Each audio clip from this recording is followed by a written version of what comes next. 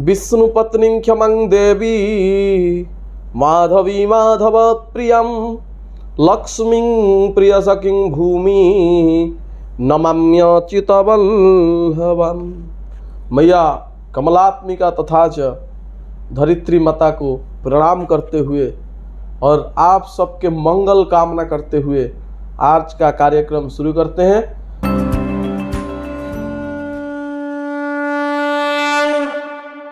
तो दोस्तों, आज एक अच्छा सा एपिसोड लेके आया है, कुछ अच्छा बातें जो आपका जिंदगी में सुख और खुशहाली भरते जाएगा।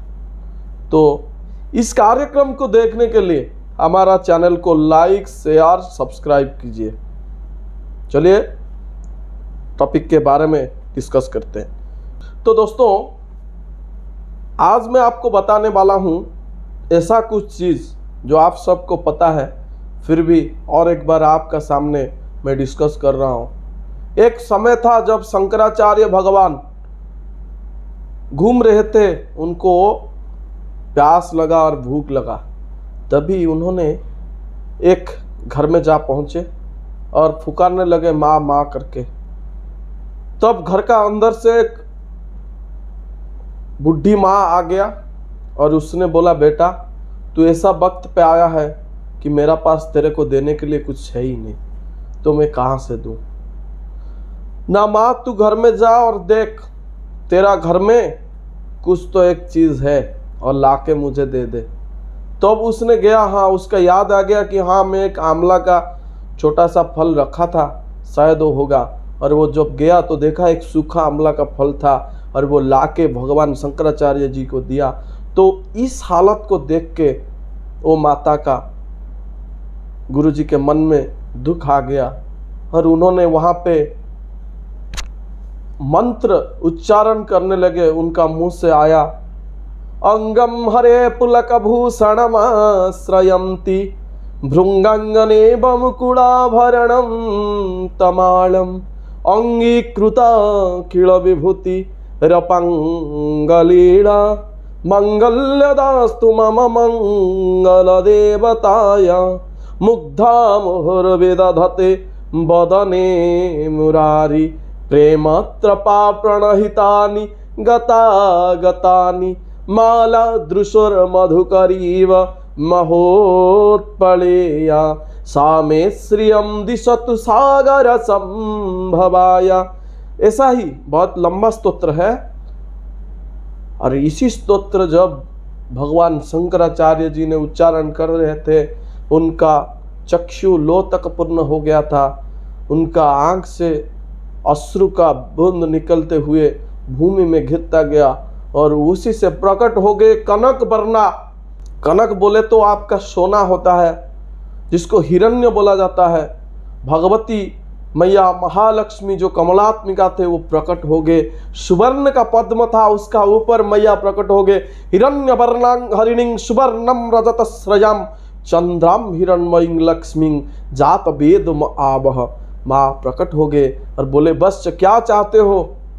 तब उन्होंने बताया, हे माँ मुझे कुछ ज़रूरत नहीं, बस आपका आशीर्वाद हमेशा रहे। लेकिन जो व्यक्ति इसी स्तोत्र को, जैसे ही मैंने आज इसी स्तोत्र को पठन किया और आप प्रकट हो गए, तो वैसा ही भविष्य में काल काल तक युग युग तक जो व्यक्ति श्रद्धा से भक्ति से और आपके चरण में अपने आप को समर्पित करते हुए इसी मंत्र का, इसी स्तोत्र का प्रयोग करेगा, तो माँ तू कभी भी उसको दुखी मत करना, उसको हमेशा के लिए सुख शांति देते रहना। तो क्या था वो मंत्र और क्या था वो प्रयोग, आइए सुनते हैं उसके बारे में। लिखते जाइए, नहीं तो रिकॉर्डिंग करिए। और ज़्यादा से ज़्यादा जानने के लिए हमारा चैनल को लाइक शेयर सब्सक्राइब करना मत भूलिए। तो दोस्तों, ये था कनकधारा स्तोत्र जो मैंने गा रहा था। अंगम हरे पुलक भूषणमाश्रयन्ति भृंगांगनेव मुकुलाभरणं तमालम अंगीकृताखिल विभूतिरपंगलीला मंगल्यदस्तु मम मंगल देवताय। इस मंत्र को क्या करना है, आपको सारे सामान लिखते जाइए। सुबह सुबह आपको बिल्कुल सूर्य उदय से पहले उठना है और उठ के घर को साफ सुथरा करना है, घर का जितने सारे सदस्य सबको, बुजुर्ग लोगों को और रोगियों को छोड़ के, बच्चों को छोड़ के, बाकी जो लोग एक्टिव है उनको उठना चाहिए, शय्या त्याग करना चाहिए। स्नान करके, शौच करके घर को पूरा अच्छे से साफ कर दीजिए। और जब सूर्यास्त होता है उससे थोड़ी देर पहले आपको क्या करना है, पंचामृत से और पंचगव्य से अपना घर का सामने वाला रास्ते को पूरा साफ सुथरा करके पंचगव्य और गोमय से उसको लेप करना है। और घर का जो नॉर्थ ईस्ट डायरेक्शन होता है, कंपास से पकड़िए, 45 डिग्री जो होता है वहाँ पे भी साफ करके एक गाय गोमाता का जो घी है उससे प्रस्तुत किया गया घी से एक प्रदीप प्रज्वलित कीजिए। मैं नहीं बोलता हूं कि कुछ ज़्यादा सामान लाइए, ज़्यादा पूजा कीजिए, उसका भी ज़रूरत नहीं है। बस आपका भक्ति और उसमें मिलेगा आपको भगवती का शक्ति। भक्ति में मिलता है शक्ति, सबको पता है। तो चलिए बोलता हूं आपको, और लिखते जाइए, सुनते जाइए अच्छे से ध्यान पूर्वक। नॉर्थ ईस्ट डायरेक्शन में एक प्रदीप प्रज्वलित कीजिए, घर का सामने को साफ रखिए और कच्चा दूध से, पंचामृत से सारी घर को सिंचन कीजिए। एक अच्छा सा बढ़िया सा धूप लगाइए। और जो शंख होता है, दक्षिणावर्त अगर मिलता है तो बहुत अच्छा है, अगर दक्षिणावर्त नहीं मिलता है तो वामावर्त होने से भी चलेगा। लेकिन घर का सामने जब सूर्योदय होता है, पर्टिकुलर सूर्य जब आते हैं, उसी समय में 3 बार शंखनाद कीजिए। शंख का बारे में भी बताऊंगा एक एपिसोड करके कि शंख से क्या फायदा होता है, जिसकी वजह से भगवान श्री कृष्ण का और विष्णु भगवान का, देवी मैया का, भगवती का एक अस्त्र भी था, शंख। शंख तो पहले एक शंखासुर नामक था, वो तो अभी चलाएंगे तो पूरा बड़ा एपिसोड हो जाएगा, वो आगे बताऊंगा। अब चलिए सुनते।